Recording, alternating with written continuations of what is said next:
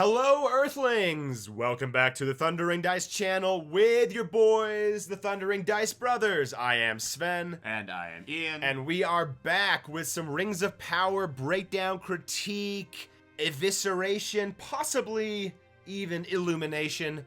We're usually here story versus lore. Today we're just doing story versus common sense, story versus rationale, story versus storytelling. Is there a story worth telling? How was it told? Could it have been told better? And are there plot points or lines that maybe are extraneous and pointless and annoying or confusing, or a combination of all the above? The Venn diagram becomes a circle sometimes with this show, unfortunately. So, Ian, season 2. Let's just general impressions. What can we say about Rings of Power season 2? My season 2 impressions are that they decided to take the storyboard that they created and run with it. They didn't add any depth to it. They didn't decide to give the dish that is Rings of Power any salt, flavor, cumin, pepper. All the flavors are just gone. It is just bare bones, uncooked meat on mushy a bone. Mushy peas. Yeah, and mushy peas. They decided to give nothing of depth. So that's why the show, to me, feels extremely hollow. Because they never decided to give it that final 3/4 push that every story needs. If you have a protagonist, you have to make sure that that protagonist feels real. If you have an antagonist, you have to make sure that antagonist feels real. Unfortunately, no one in Rings of Power feels real. And I'm not talking about because, they're elves or anything. No, the characters themselves are not given any chance to breathe. They are lifeless in this respect. And as a quick summary, Sven will now give us a little breakdown of what happened in Season 2 to illustrate the depths of what they did and then giving it no context. Yeah, so this is all just the very, very broad points of the show so that we can all have a quick refresher before we actually dive too deep into it. And you'll notice right away that there's an obvious main storyline here. And we'll start with the Elrond, Galadriel, kind of Círdan, kind of Gil-galad, but the general leadership of the elves, their storyline. The season opens up with a young Sauron being betrayed by Adar and his orcs, which makes no sense, etc. But I suppose because we have the same scene but in reverse later on, it's like poetry, it rhymes. To quote another director who shall remain nameless. Anyway, back to this story. Elrond takes 3 rings to Lindon, is pursued by Galadriel, because Elrond doesn't want to relinquish the rings. He jumps off a waterfall, doesn't die, of course, ends up with Círdan at the Grey Havens, has some good talks with Círdan. Círdan ends up actually liking the rings, taking one of them, giving the other 2 to Galadriel and Gil-galad, all in the successful effort, I might add, to save the tree and the fating of the elves for now. Galadriel is convinced that Sauron is going to go to Eregion. Gil-galad thinks that Sauron is going to Mordor and will ally himself with Adar and rebuild his strength with the orcs. So Gil-galad sent Elrond to lead the elves with Galadriel to Eregion. There's some misadventures, they're attacked by orcs, etc. And Galadriel gives her ring to Elrond and is captured. Elrond returns to Lindon and persuades Gil-galad to march to Eregion, also enlists the help of Prince Durin and the Dwarven armies in that cause. Galadriel is, of course, once again captured by Adar, ends up giving a bunch of crucial info about her plans to Adar because she's a child and is easily manipulated. Yep. Then, the Siege of Eregion happens in all its awfulness. Battle ensues. Galadriel gets the rings from Celebrimbor. Now, remember, these are 9 rings of men from Celebrimbor, and gets captured again, gives up the rings again by trying to bargain them, and then of course getting captured by Sauron. They fight. Sauron inevitably wins, stabs the crown through her chest. He gets the 9 rings. She jumps with Nenya off a massive waterfall, but obviously doesn't. No, mountain. She doesn't. Mountain, that's right. Yeah, she falls straight on the ground. And obviously doesn't die. The dwarves finally come rescue everybody, and they all run to what is going to be Imladris. And then they have a silly little stand and fight moment that is totally out of place and unheroic and uninspired, but we'll get to that later. Next big storyline, obviously, because this is the Rings of Power. Let's talk about some Rings of Power. We mustn't forget that this is the Rings of Power. Thank you, Rings of Power. Let's talk about Celebrimbor and Sauron and the Rings of Power. First off, Halbrand comes into Mordor, surrenders to Adar. He bargains Sauron's location to Adar for the Southrons that are there because he cares about them for some reason. And in this whole bargain, he gets to go free as well. Silver-tongued magic, maybe, who knows. Celebrimbor makes him wait at the gates of Eregion because Galadriel told him to, but she never ends up getting the message to him as to why he should wait. So he holds her there, and then he finally gets curious and gets lulled into Sauron's bullshit, and they start making the Dwarven rings. Dwarven rings are given to the dwarves, and then thought begins that we could make some more for men. Of course, during this process, Halbrand reveals himself to be Anatar, and his purpose is there to help Celebrimbor forge these rings, etc., etc. Turns out, of course, he's a bad guy. Siege of Eregion happens. He's been diverting Celebrimbor's energies and attentions through illusion and all that good stuff. Ends up killing Celebrimbor, but doesn't get the rings from him right away. But it's all pointless in the end because Galadriel sucks. Moving on to the dwarves. They trade some mithril for the promise of 7 rings of power.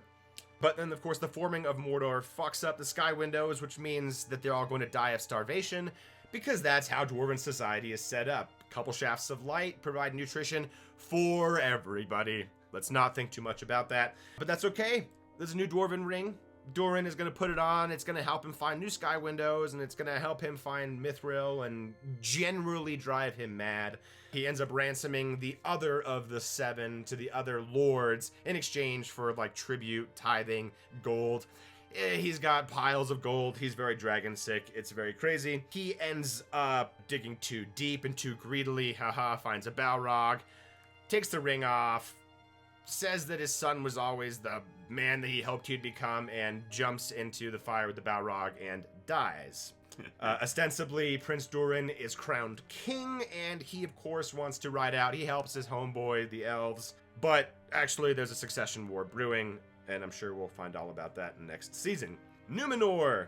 Speaking of succession wars and what have you, we've got Miriel's coronation, which is interrupted by an eagle and Pharazôn and some treachery. The faithful, in quotation marks, are persecuted for round 1, by the way, and Valendil dies, killed by Kemen, traitorously stabbed in the back. Kemen just looks like a douche too, so this goes along with the whole everybody looks shady or douchey or too noble or whatever. There's no ambiguity here. Yes, everyone's flat and two-dimensional. Yeah. And even the way they look. So Elendil is arrested and is sentenced to be cast into the sea for trial by water. But of course, Miriel comes and says, no, I am the queen and I will take his place. And of course, she gets down there and survives a trial by monster. Killing of the faithful round 2 then ensues because, of course, you can't let Miriel take the throne because it throws all your plans into chaos. They justify this by saying that Sauron manipulated the sea creature somehow because Sauron is now more powerful than the Valar. But because this entire thing is predicated on the notion of trying the faithful through their own methods, not in methods that those who are actually following the trial through believe in, the whole thing falls apart anyway, including the justification that Sauron could have influenced anything in any way because they don't believe the Valar matter. We're all talking in circles still because this is a pointless plot hole. Yep. Finally, Elendil gets Narsil because he should have had it before, but he doesn't. Doesn't matter. That's lore versus story. This is just story. He gets a cool sword and rides away like a little bitch. Isildur, speaking of little bitches, gets dicked around for the whole season and is now going back to Numenor, sort of in like mild disgrace, it seems like, because little bitch Kemen is now Lord of Pelagir, which doesn't exist yet, but it does here. And finally, I know, guys, this is going on for a while. Gandalf and co. Poppy finally catches up to Gandalf and to Nori. They evade the dark minions en masse. Gandalf blows everyone away with like a hurricane tornado thing next to a well. Everybody should have died, but they don't because reasons, plot armor, etc. And he ends up finding Tom Bombadil. Why? No reasons. Magic lessons, go find a staff. Blah, blah, blah, blah. Determines that he has to go find Poppy and Nori. He abandons that quest. And really, the whole quest to find the staff was actually to realize that the true staff was the friends we made along the way, but actually not really. Psych, I'm actually going to find a staff because that's how this magic works. And it has to kind of look like his original staff, but dumber. Poppy and Nori, and this leads me into the exit of the summary to the evisceration of the story. Holy cow, guys. None of those plot lines I just summarized actually matter to what actually happens. Like Nori, Poppy, Gandalf, the dwarves. You could cut all of their story away and everything would remain exactly the same. Isildur's crap, pointless. Numenor's crap, pointless. There's no backstory to any of it, and none of it makes any sense. This persecution of the faithful, what the faithful aren't even really explained well. We have to make inferences based off of knowledge that we have of the lore, which they somehow kind of misuse, but then do use correctly, so we can still create opinions from it. Oh my god, I'm gonna gish gallop and lose my mind. Ian, please take over here. Well, I did begin this with trying to say that there is a good story at the very core and bones of Season 2. Now, after that summary, it does seem like a ludicrous proposition to defend, but I'm still going to try here. Now, one of the reasons why I think this could have worked well is there's enough A to B to C plots that you could string it together more or less in the same way they did. You have to discount the timeline, obviously, but this is just story we're talking about. So, like, if you're just talking about, I mean, and you also, we'll just forget about Sauron going back into, or Halbrand going back into Mordor and stuff like that. And just start with Halbrand in Eregion. Because really, that part... Really, there's no defense there. In the same way, like when Galadriel tells Celebrimbor at the end of Season 1, never treat with Halbrand again, but doesn't say why. You're like, you just shoot yourself in the foot as a storyteller, so there's like no way to try that. But like, if you just start from going, like, Halbrand going back to Celebrimbor and, you know, enticing him with being like, oh, so you didn't get news about that the Three Rings worked? Well, isn't that how it always goes, you know? Those who toil and actually do the production of the great, you know, MacGuffin device that needs to happen are completely, you know, sideswiped, and those who ordered the MacGuffin device to be made are completely happy to keep us all in the dark. Well, I know I'm not welcome here. I'll leave. Now, that's a good hook to start this story, and then Celebrimbor being like, you know, he wants to know. Did his master project work?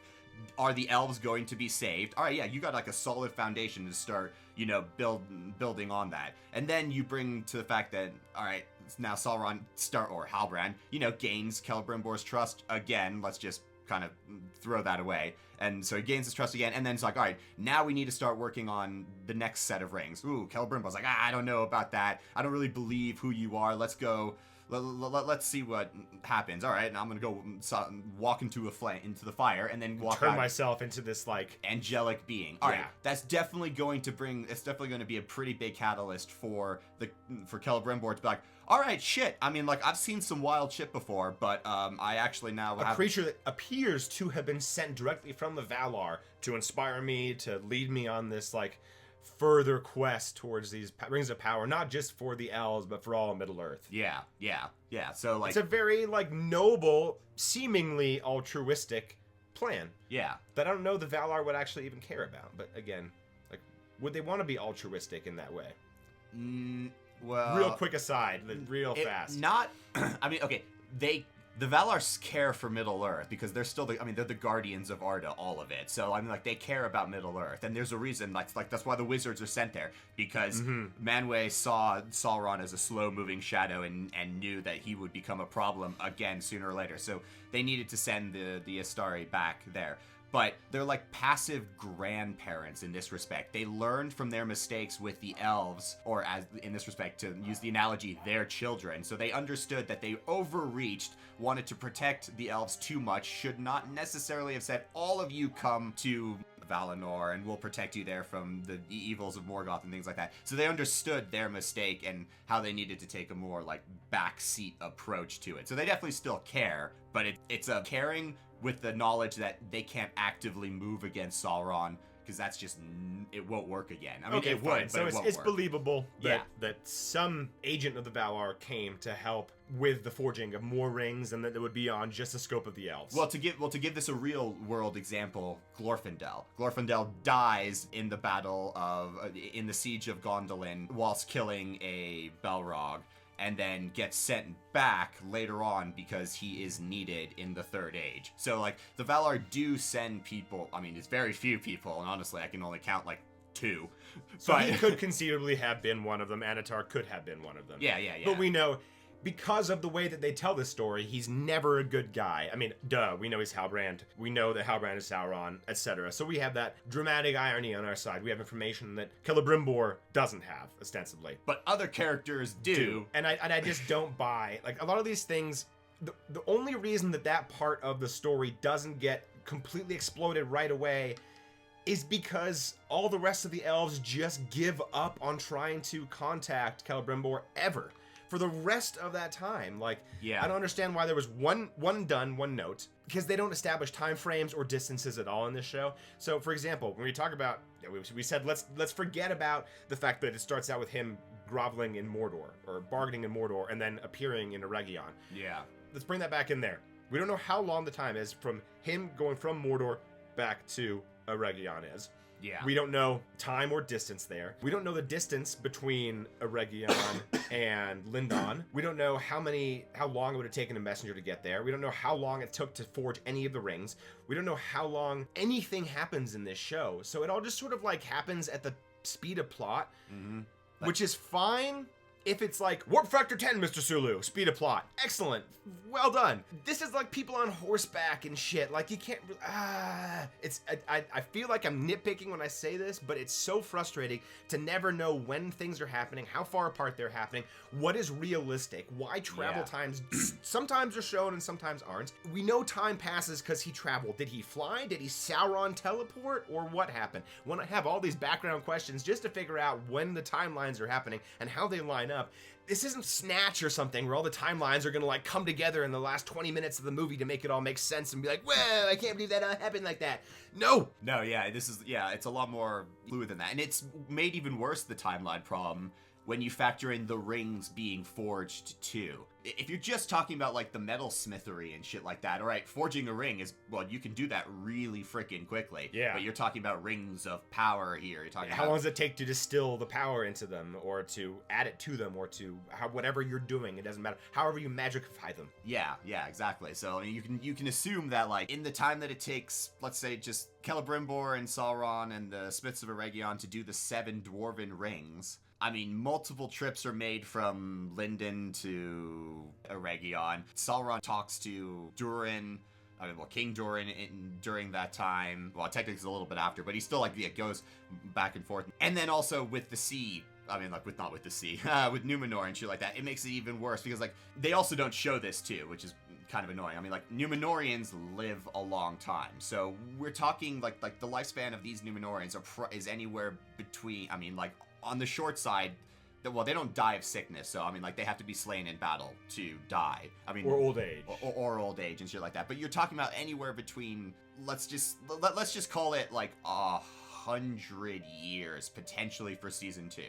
Because it's, like, as you said, it's never said, but, like, that's kind of the way I would say that, like, Season 2 takes place over. But then, actually, I take this back. The Harfoots completely erase that idea because it's impossible to have. I mean, they don't live. I mean, like they live long, but you know that Poppy isn't 100 years old suddenly. No, like, she looks like a young person, a young girl, inexperienced. Yeah. Poppy and Nori are obviously young. Yeah, exactly. So fuck. I was trying to defend the timeline here, but like I can't. And once again, when we talk about timeline things, let's talk about the problem with timelines in Numenor as well. The societal unrest that happens throughout the course of 3 seasons seems to happen like not in a believable time frame, because right, fine, we have 3 seasons of stuff. If you had, 2 seasons, gosh, yeah, we're going into the 3rd season, excuse me. So it's even worse than 3 seasons. Yeah, you basically go from what seems like a unified, normal society that's kind of closed off. They don't want the elves there. And it's not like a few of them don't want the elves. It's like everybody doesn't want the elves. Everyone's pretty much on the fuck outsiders bandwagon. And not even just the elves. I mean, they give shit to Halbrand all the time. Be like, ooh, you low man being here. You're just constantly eating our food and shit like that. And they keep that up later in the season as well when they finally go to Pelagir. And he's like, oh, you low man, you classist, elitist. Yeah. Although, if you were to put them both side by side, I'd be very hard-pressed to tell you in the show what the difference is between the two. Because the high-born Numenorians are generally douchebags and assholes, so you don't want to relate to, and then the low-born Southrons you don't really see very much, and they have kind of they're just kind of dicked by circumstance, it seems like, more than anything else. Yeah, the only time you actually get a sense of the difference between the two, I mean, like, take away the shipbuilding and things like that, is but when Istrid stabs Isildur, he's right before she's about to pull out the knife, he's like, no, don't do it, and then she pulls out the knife. That's the only time you actually get an indication of, like, difference between them, because he has medical knowledge that the lowly people of Middle-earth doesn't. So like that's the only one that I can think of. Besides the fact that they're just like dirt farming peasants, you know, and the people of Numenor live in a city, and we don't know what their agriculture. They must have agriculture because they're people and they eat. Well, yeah. So let's not think about that too much. Yeah, but they yeah. only We only the see the city. Yeah, we know the island is much larger. Yeah, because we see it's huge. Homeboy dipping at the end with his magic sword or whatever. We don't know because it's just we know the name of it. Ooh, Narsil. Yeah, I remember that. It got broken at one point, right? You know, like it's more Lord of the Rings stuff. Yes. But yeah, back to the time frame stuff. So we've got Numenor going from fuck outsiders pretty much to, oh, actually, we're faithful to the old ways. And actually, we have this like elven stone, which isn't an elven stone, something about that. We have this elven stone that tells us like futures and like can show us what can happen with different decisions. So, you know, we're listening to the elves, and then now there's actually a faction of those who don't like that. And the old king died, which the old doddering king somehow was holding this all together through ways and means. Pharazôn was just biding his time, except that he wasn't, because he pretty happily just let Miriel take the queenship or whatever, and then is working from behind the scenes to, now we talk about, okay, how we can get Pharazôn be the king, how can we create a conflict in Numenor, because we don't have one there yet, because we actually have Sauron doing other things and not stoking discontent in Numenor. So, to create some discontent, we will make Pharazôn backstab Queen Miriel by creating a societal division, which does exist at some point, although we forgot about it. So now we're going to show it to you right now, and we're going to speed run the entire collapse into a police state within 2 episodes. Enjoy. Yeah. It happens so fucking quickly that the audience is just left kind of dumbstruck. You're like, what? How did this go? I mean, like, because like you remember, like in season 1, Pharazôn, when Kemen is like talking about like the invasion into or to help the Southlanders in Middle Earth, he's like, why would you even go there? That's stupid, shit like that. And Pharazôn's just like, well, you're an idiot. You're thinking really smallly. Think about all like the trade and the timbers that we can get. There's so many riches in Middle Earth that this will be great for us and things like that. So he goes from seemingly smart businessman to, I'm going to seize the throne in the wrong way. And in a way that doesn't make sense, because I'm just gonna like stand by an eagle. It was all so like contrived, like if he had a pet eagle that he could have trained to do that, it would have been more believable somehow than just an eagle showing up randomly. Because like, yeah. Is that supposed to be a sign? It's supposed. And if it were a sign, couldn't it also be construed as the eagle showing support for Miriel because it was her coronation, not necessarily Pharazôn usurping the coronation? Yeah. But of course he used that to his advantage, as any good politician would. Again, having a random eagle show up, I mean, or did they actually reference like, oh, it's so-and-so's coronation, an eagle showed up to bestow his blessing? I'm pretty sure somewhere at the beginning of season 2 they do talk about like an eagle showing up for a coronation of some. So there's Elros's coronation. Oh wow! So there's precedent in their lore for that happening, but then having it just fortuitously happen and then twisting it to yourself doesn't make any sense. That it just happened, but unless you say, okay, it was a normal sign that was misconstrued and this strife. But where is this strife coming from? It's like, who is stoking this rebellion? Who is stoking this discontent? Who benefits from actually like basically taking out a bunch of your citizenry? And you're all apparently valuable. You're all like artisans and craftsmen and shipwrights and soldiers and like armorers. Yeah. You know, you're not all just like dirt farming, teetotaling peasants in Kansas. Like, No, you know, you're definitely not. You're. So it's very confusing to try to build this societal unrest in there, just like the way they portray the elves. Yeah. You know, like we're talking about some story stuff here. Elves, we know elves. And this is irrespective of lore right here. Like, this is the fantasy. These are elves. These are the beatific, perfect creations on Middle Earth. Like, these are the beings that Frodo looks up to with reverence. He's even like, he learns the language, and when he sees them in a different way than other people do, and he like imbibes some of their qualities and becomes a bit more wise than other hobbits. Yeah. Like, these are like amazing beings. And they do a bad job of showing this to you in this show. They do a good job of humanizing the elves in the wrong way. Yeah, like they a Greek pantheon, Zeus would be fucking. Yeah. Or something. We can cut that. Or so, no, I like that actually. It's a pretty good analogy. Yeah, like because like I mean, they're like, you never get the sense that any elf is more than like 25 years old, because nothing they do like makes like gives you the sense seems of wise or well considered or through the knowledge of great experience. Yeah.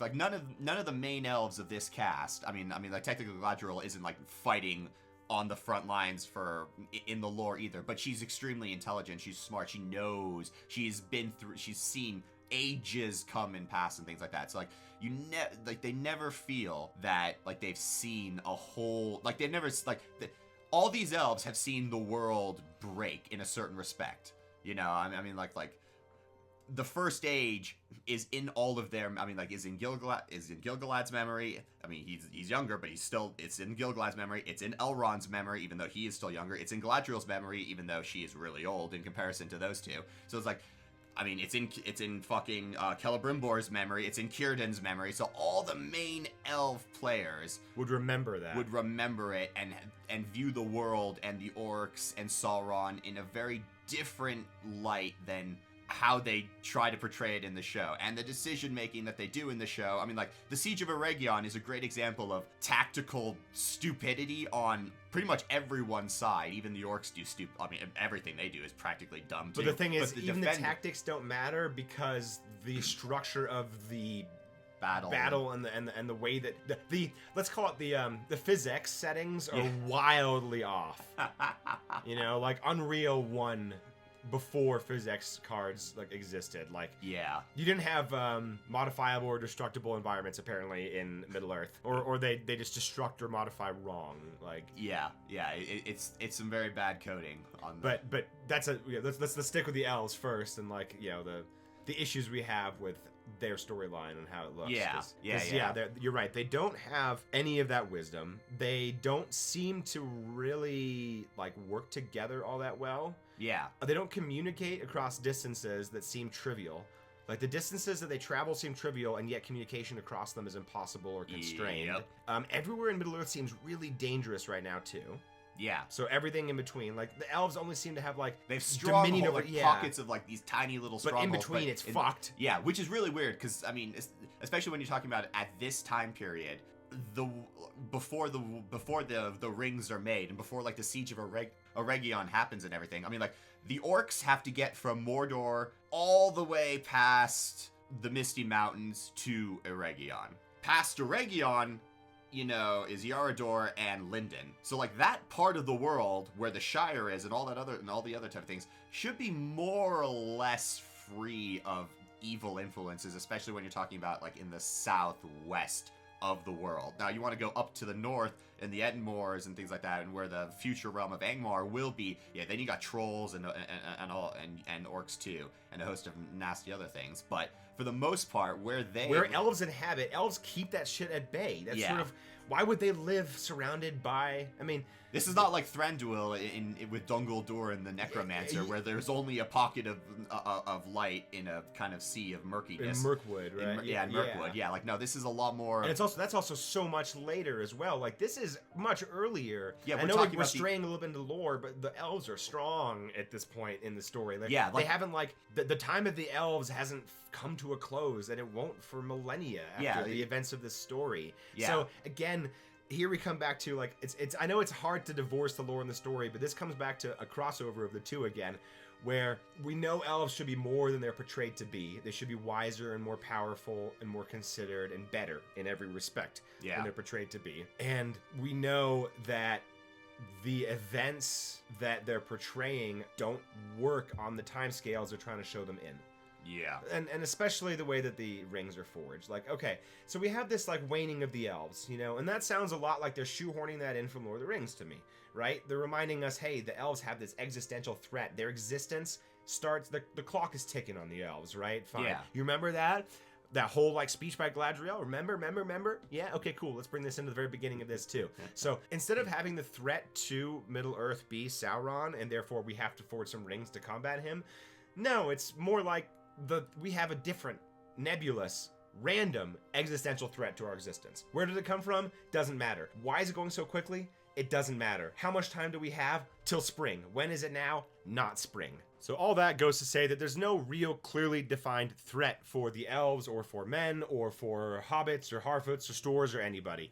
You know, you would think that this being the story about the Rings of Power, you would just set up Sauron as being the bad guy and the threat from the beginning. He is an existential threat. You don't need to make up a new one, but because they felt the need to create more of a backstory for Sauron and then speedrun that backstory, they missed the opportunity to actually set him up as a bad guy, and they never were able to follow through with the idea of him being he missed redemption and therefore he's turning bad again. Nothing is there for us or for the characters to fight against, to root for or against. Yeah, no, it would have been better because they could have totally done this. You've already proven that Sauron is a shapeshifter. If you have to do it this way, make Sauron and Adar the same person, you know? Or Anatar in this respect. Anatar can be an Eregion, but then you can also just have him, like, I don't fucking know, force project himself like Luke. Just fuck it. It's magic. You can do whatever you want. And have him then commanding the military side of the Orcs through an avatar called Adar. You could have done that, and it would have made a lot more sense than just, as you said, yeah, like having Sauron he's the bad guy, but he's not really the bad guy. Adar is the actual bad guy, but then again, he's not really the bad guy either, because at the end of season 2, we're just going to kill him and call it good. So, like, you could have put those two people as one person, made the threat actually feel existential instead of having this weird, like, workaround, be like, wait, is it the rings that I'm supposed to be concerned about as the threat? Is it Sauron that I'm supposed to be concerned about as the threat? Is it Adar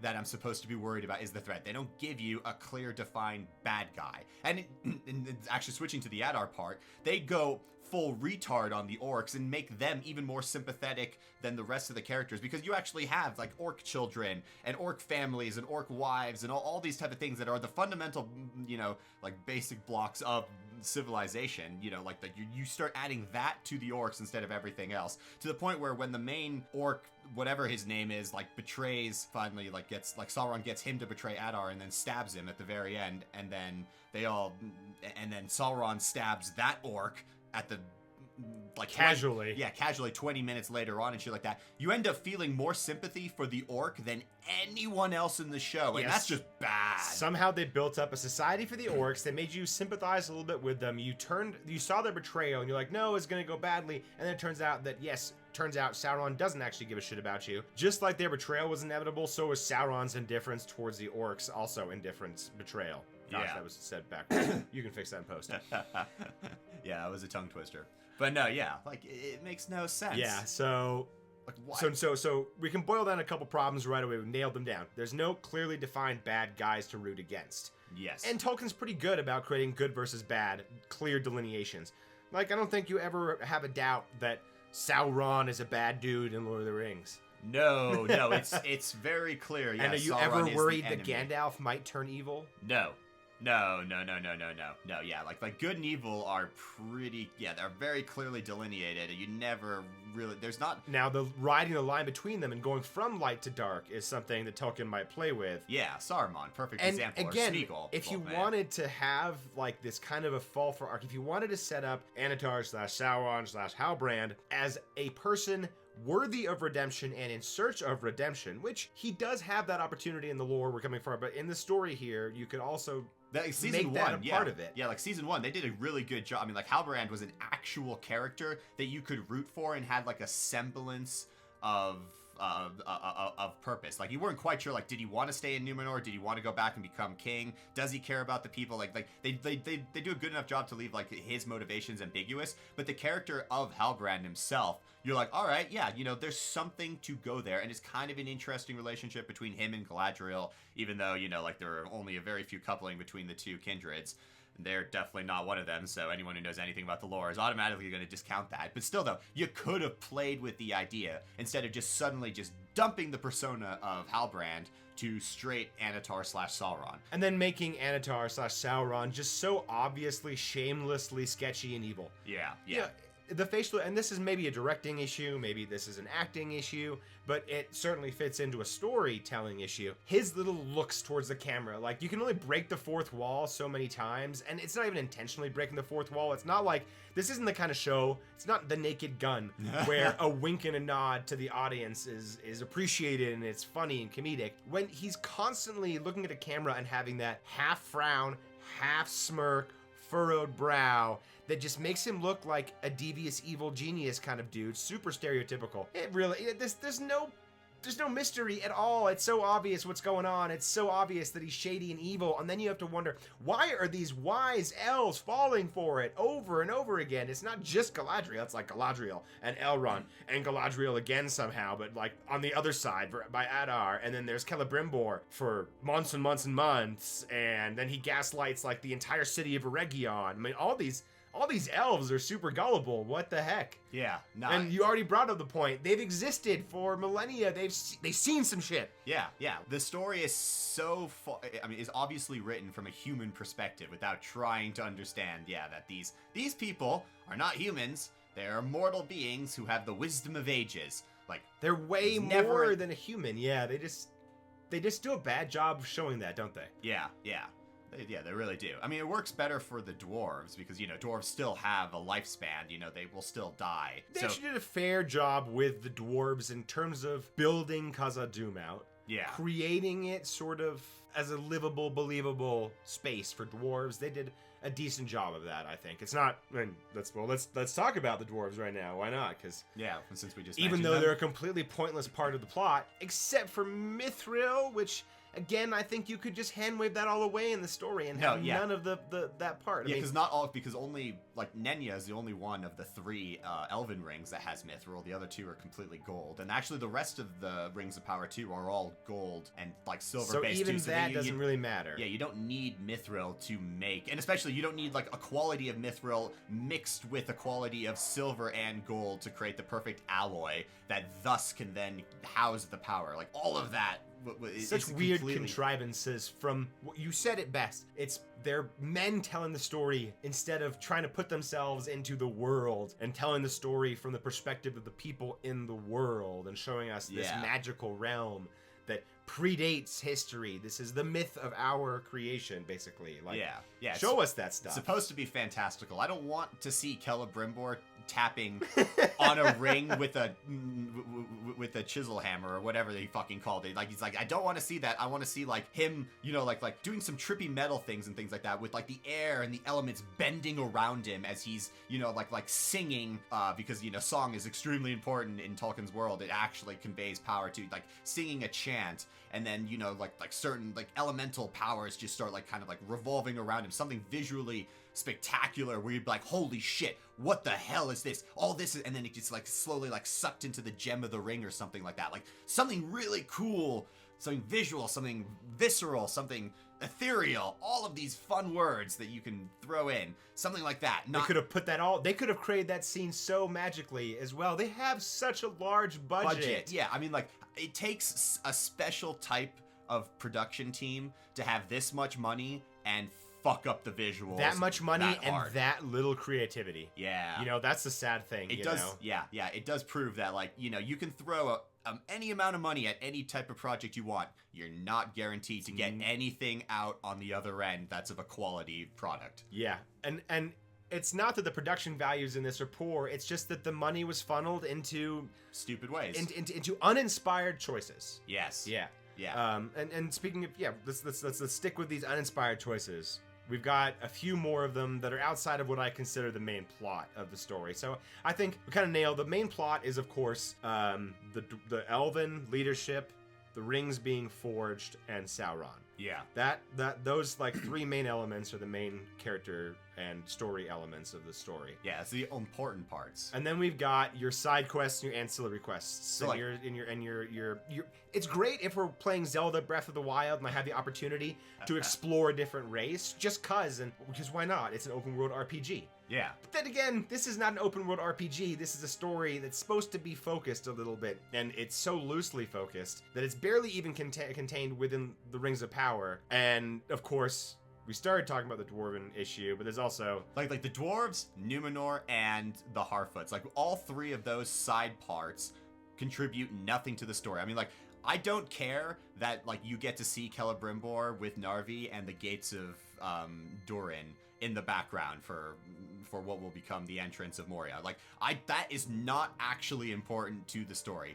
Anything with the Harfoots is not important to the story. Anything with Gandalf is not important to the story. And anything that has to do with whatever happened with Numenor doesn't move the story forward either, because the only thing that Numenor does is help in the creation of Mordor. Beyond that, they have nothing that's happened so far in that realm bears any fruit to the story. And really, the Numenorians didn't have to be there for the creation of Mordor to take place, because they were, if anything, they were a speed bump on the road to creation of Mordor. Yeah. They were temporarily in the way, but the plan went off without a hitch as far as I can tell. Yeah, it worked Water out brilliantly. went into the volcano, it explodes in spectacular fashion, destroys and creates a wasteland for miles and miles around it. Ord's ruin continues to belch. Southlanders are enslaved, Numenorians run. Yeah. That's the long and short of it. You remove the Numenorians, Southlanders were still there, so plenty of slaves. Yeah, the plot still happens. Yeah, and you Raiders know what? of the Lost Ark all over again. And it's still completely pointless how Mordor got made right now, I think, Yeah. for this story. Oh, no, like, yeah. why does Mordor being created matter for the story? Oh, that's right, we have dwarves. Well, what is the problem with the dwarves? Oh, Mordor was created and creates a problem in dwarf land where they can't grow crops because they only use small beams of light from many, many thousands of feet of rock to grow crops. Let's not worry about that making sense. Let's make that be the whole sole problem that they have to encounter. When they have the low-hanging fruit of already being too greedy and delving too deep, it's already been established that's going to happen in their future. Make that their main problem.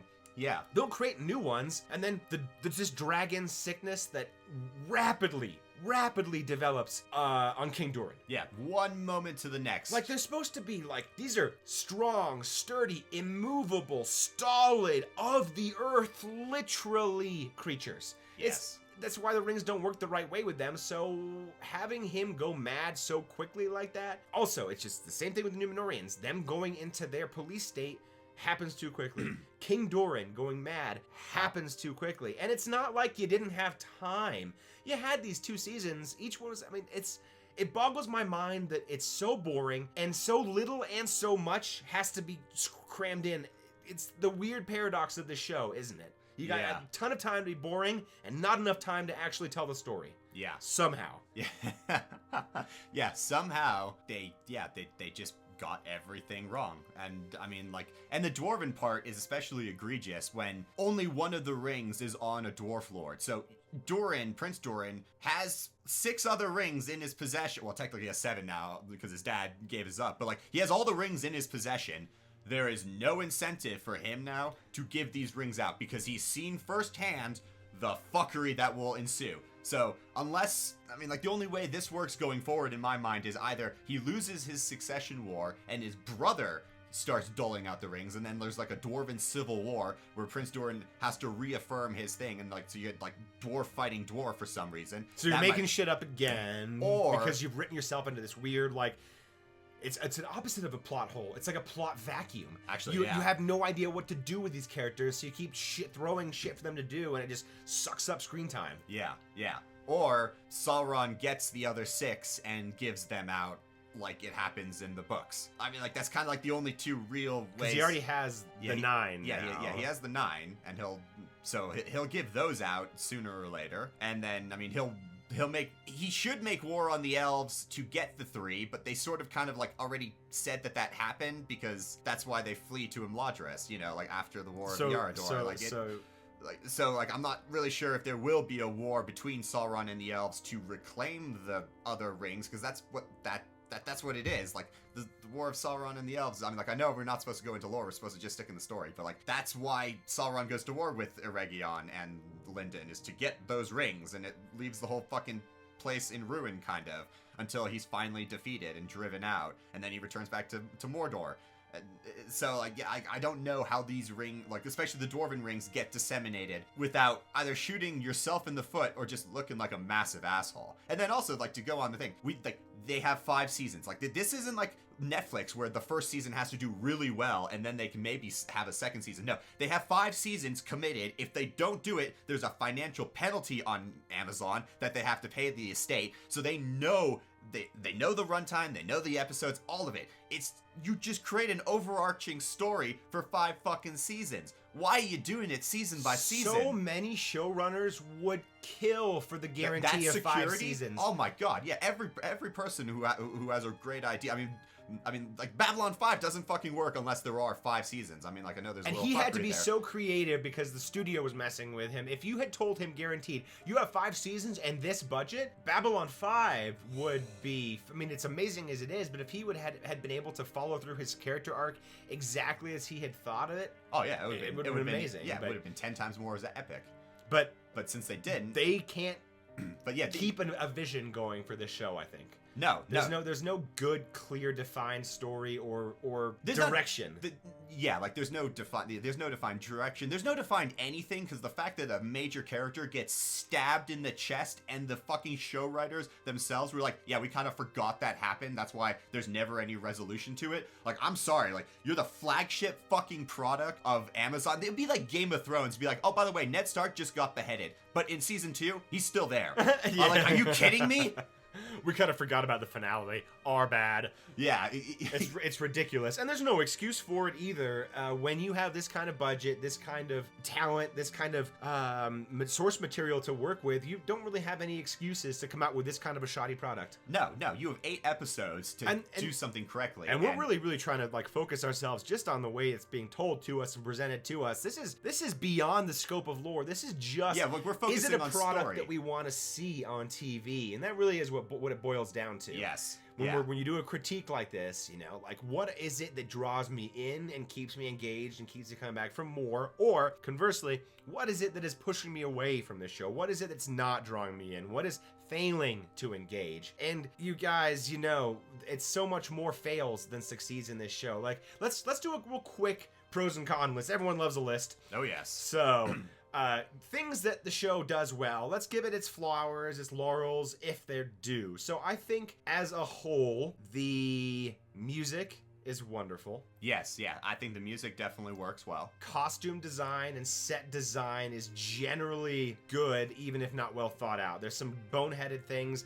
that are real nitpicky, I think, but it's more like in the execution of design rather than does it look real or not. Yeah, like Eregion suddenly having a wall in season 2 and not having a wall in season 1. The placement of it in relation to the river changing. The That's mountains really silly. changing. The fact that the island itself suddenly has a lot more depth in season 2 than it does in season 1. Creating a forge that looks nothing like a forge, that has very few forge elements in it, that just have random piles of metal glowing randomly throughout the show to show you, yeah, look, it is a forge, when really it'd be a foundry because it's liquid metal, haha.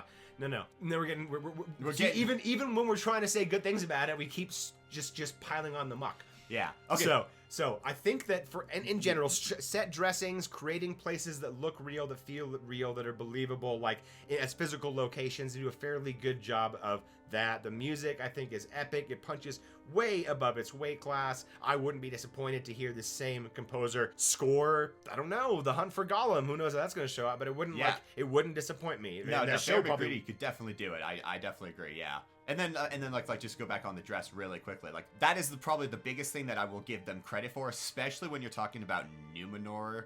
The way they are dressed, you have a lot of classical Greek and sometimes Egyptian influences that I really do appreciate. It does kind of like the Numenor looks different in season 1 and season 2. In season 1, it has this like weird sort of like Persian vibe to it, with parts of like the frescoes and, you know, like lions, and the type of blue pigment specifically that they use in the background for paint definitely kind of, you know, has that type of feel. But then season 2, that just kind of like goes away. But it's still, that's like the best part. Like, the dress and my part, yeah, like honestly, it's the dress and the music are the 2 things that I can point to that work well enough that I don't really have any problems with it. The rest of it, though, yeah, like I can't think of a single, like, when I'm looking for other positives here, let's like battle choreography. Oh, Nope, just straight out every single one.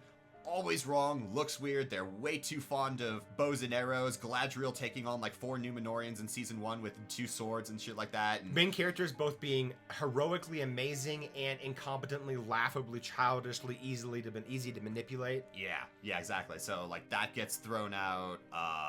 Scope and continuity are real struggles for me in this show. I have no sense of scale or time. Yep. Which is difficult. Sometimes I'm not sure if events are happening concurrently, if they're taking place in the same length of time. Like, does Does the Gandalf side quest take place in exactly the same amount of time from when Ord Ruin explodes and Mordor is created all the way through when they part ways again at the end of season 2? Does that all take place in the same amount of time as when Eregion falls? You know, and then they make it to Imladris? Yeah. Like, is this all happening at the same time? And if so, they must have wandered a long time. Where did they wander to? Because it doesn't look like they went that far either. Like, what the flying fuck is going on? You need some kind of reference points, right? Just like, I mean, I hate to bring back this like stereotype, but because of there's no one relatable in the show. When you've got Luke in Star Wars, he's the guy that you see everything through. He's the farm boy. He's the everyman. Yes, he's the hero, but he's normal and boring boy at the beginning. that you get to witness his hero journey start, finish, all of it. Like, so because it's new to him, it's okay to be new to you. It's confusing to him, so it can be confusing to you. Yeah. There's no one like this in this show. No. There's no one who's like going through a journey. There's no one who's overcoming any kind of like personal growth, trial, obstacles. These are all external problems to be solved by 2D caricatures of beloved characters written about before. Yeah, pretty much. Yeah, there isn't... Yeah, and there's no better example than the Hobbit and Gandalf storyline, which we kind of forgot to talk about and eviscerate, so this is a good segue into that. Yeah. It should be short. It's a short storyline. It's bigger in season 1 than season 2. Yeah, Gandalf falling out of the sky, helping the Harfoots, doing on their migration, scaring them enough that they basically kick him out, and then Nori and Poppy decide to follow him to Rune, and then... as my brother said, you know, he blows everyone away, and then Nori and Poppy go fuck off, and then he finds Bombadil, and there's like weird lessons about magic that really aren't lessons about magic, and then, no, you have to go find your staff. Well, you were meant to choose friendship over power. Yeah, all this stuff. The true staff is the friends we made along the way. Like, gosh. Yeah, and Gandalf is like, he's basically a blank slate at the very beginning, doesn't even know the frickin' language, is kind of like a bumbling fool, has no idea what he's doing, half the time his magic is fritzing out. Uncontrolled. Yeah, and then suddenly is able to talk and has complete like knowledge of the world, sort of, and has some sort of like sagely wisdom when he wants to, but it doesn't really work because it's just executed poorly. But then doesn't know anything about the world and finds Bob. Like he would have been a good, like, if you needed to have to explore the world, he would have been a good way to do it, because he is that blank slate character. And that even fits with he gets there and he has vague recollections of who he is and why he's there and his power. Yeah. But there's no, from my understanding, real brief, there's no clear guiding light for him. He doesn't like have a manual when he gets to Middle Earth. Here's why you're here. Yeah. Go forth and do.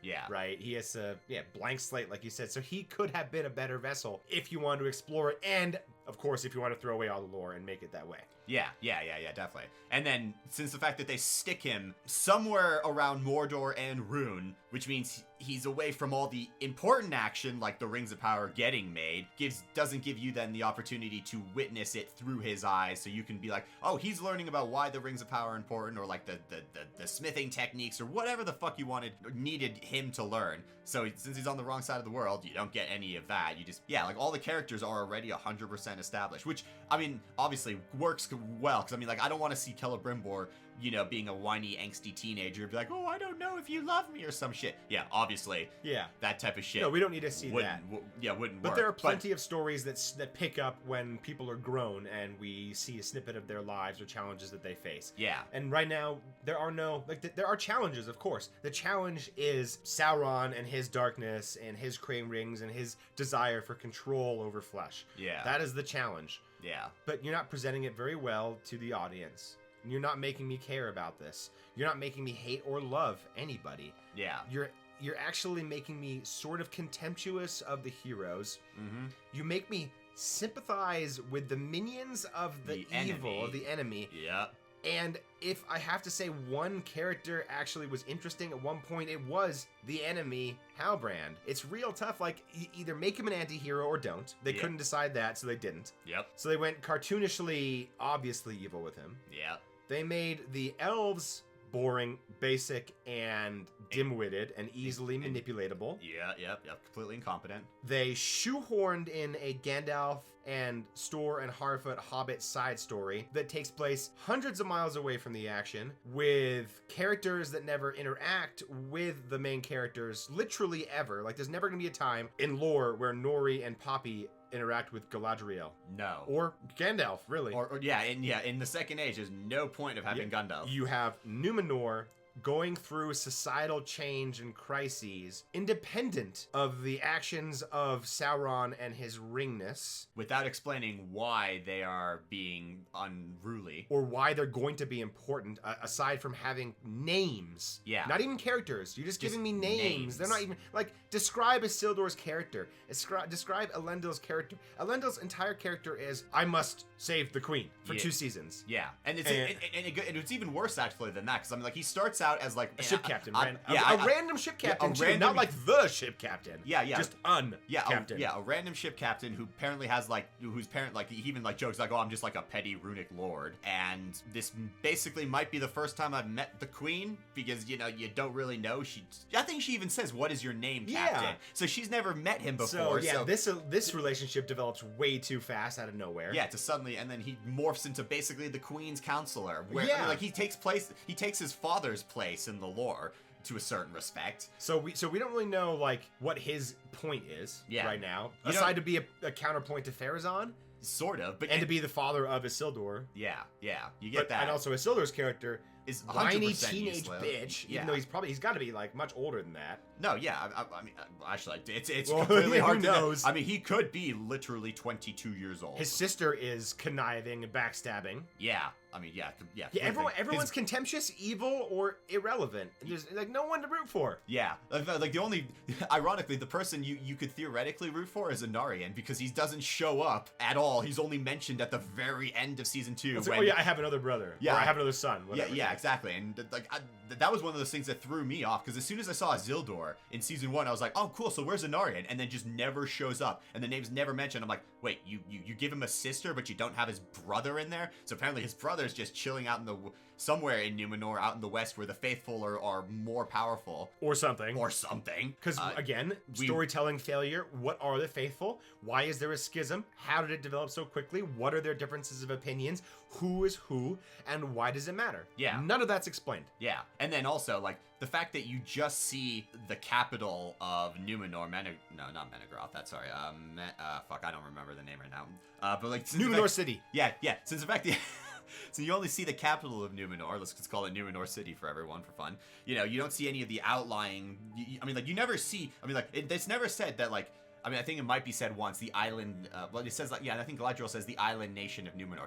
She doesn't even give you the description that it's an actual star. It's a 5-pointed star. You could almost wrongly assume that it's an island city, that the city is the population. That's what it looks like. It's like, this is Sparta. Yeah, the city-state of Sparta. Yeah, that's on an island. That's how I interpreted it. That's exactly what it looks like. And when he rides away with Narsil at the end of the season into what looks like the wilderness, city is massive in the background. Yeah. It changes the scale of the city of the town, or of the island instantly for you. And that's another failing of storytelling. You don't know that people, place, and things are, like, hard to establish. Time frames, distances, timelines of events.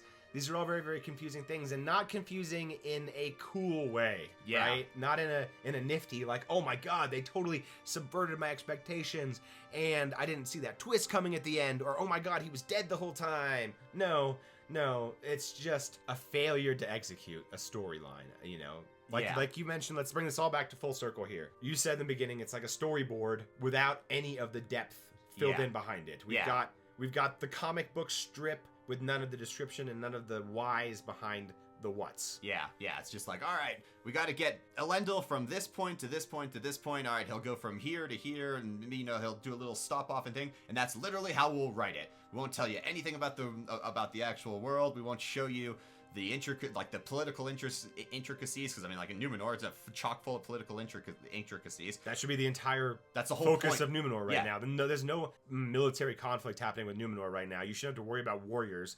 This is all internal strife. If you're gonna have it be about a power struggle, you can do that. There's a story there. Yeah, exactly. But since they don't do that, they're just like a little bickering, and then let's send an army, and too disparate too. Yeah, you've got a scene here, scene here, scene here, because it's not the main focus of the story. I get it, but they still don't do a good job of developing that plot line. Yeah, like none of the scenes feel complete. That they never take like a 15 I mean, except for like a couple of the like the Siege of Eregion and shit like that. Like that's like the whole episode. But like then in the rest of the episodes, they never take like a 10, 15, 25-minute block and just focus on one story, on one part of the story until switching to another part of the story. It's always like 5-second, I mean, it's not actual 5-second clips, but it feels like all of these are like clips just shoved together from larger clips that should have been just aired whole. It's like someone made a summary of a larger, better story. Yeah, actually, yeah, Rings of Power, the summary of Rings of Power. That's what seasons 1 and 2 are. They're not showing you a story. They're not showing you a journey like Frodo's journey in Lord of the Rings. They're not showing you like they're not showing you like Ciri and Geralt's story in The Witcher because they're not showing you any journey. Yeah, they're not showing you really any the journey. problem.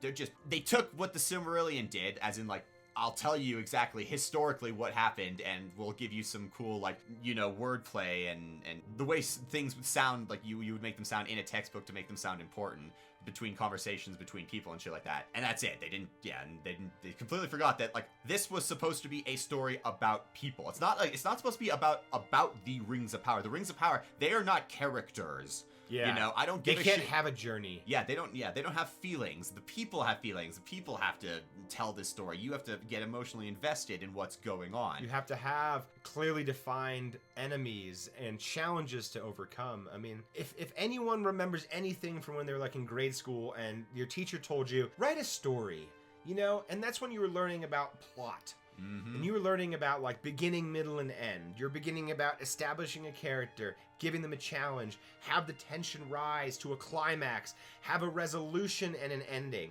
Yeah. These are all like the most basic elements of storytelling that the Rings of Power misses. And I mean that in a non-judgmental, non-patronizing way. Oh, yeah. It's just a fact that this story misses the crucial elements of what makes a story engaging. Yes. It misses all the beginning, middle, and end. It misses the rising tension, the challenges, the personal conflict, meeting and overcoming adversity. There's just, I know we're only 2/5 of the way into the show.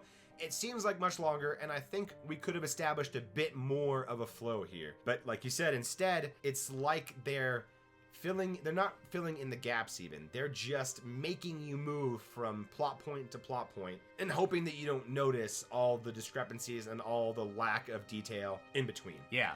It's like watching 4 different chess matches happen at the same time, but you don't know which board is which. And they only tell you what happens to the king and the queen and one knight. Yeah. And all the other pieces just move and you have no idea. And then they just move. Yeah. And you just have to accept it. Yeah, you blink and the board suddenly changes. And why did it move? Oh, the Grandmaster doesn't care to tell you. Yeah. That's pretty much how they break it. Well, that was one half of our breakdown of season 2, guys. This was just the story, and honestly, we missed the battle scenes part that we could really eviscerate, unfortunately. All I'll say about that is that anybody that wrote the story behind those battles never even read a fantasy book ahead of time to get a feel for how a castle might work, how a siege might work, how you might use a catapult, what a catapult is, what it's useful for, how thick a wall might be, how thick a wall needs to be to support itself when it's 65 feet tall and wide enough to walk across, and how much effort it might take to break that down. I'm trying to get to a conclusion here. Battle scenes are a poor representation of the storytelling. We didn't spend a lot of time on it, but watch them and be disappointed. If you've seen it, you know. Yeah. With that being said, we will be back with a part 2 of this where we will talk about the lore failings of the show. Plenty of stuff to talk about already with the story. Now we get to compare and contrast what happened in the show with what should have happened in Tolkien's Legendarium. Absolutely. So if you enjoyed this video, like, comment, and subscribe down below. Tell us what you guys think. We are always eager to talk to you. And as my brother said, there'll be a part 2, so stay tuned and we will see you guys next time.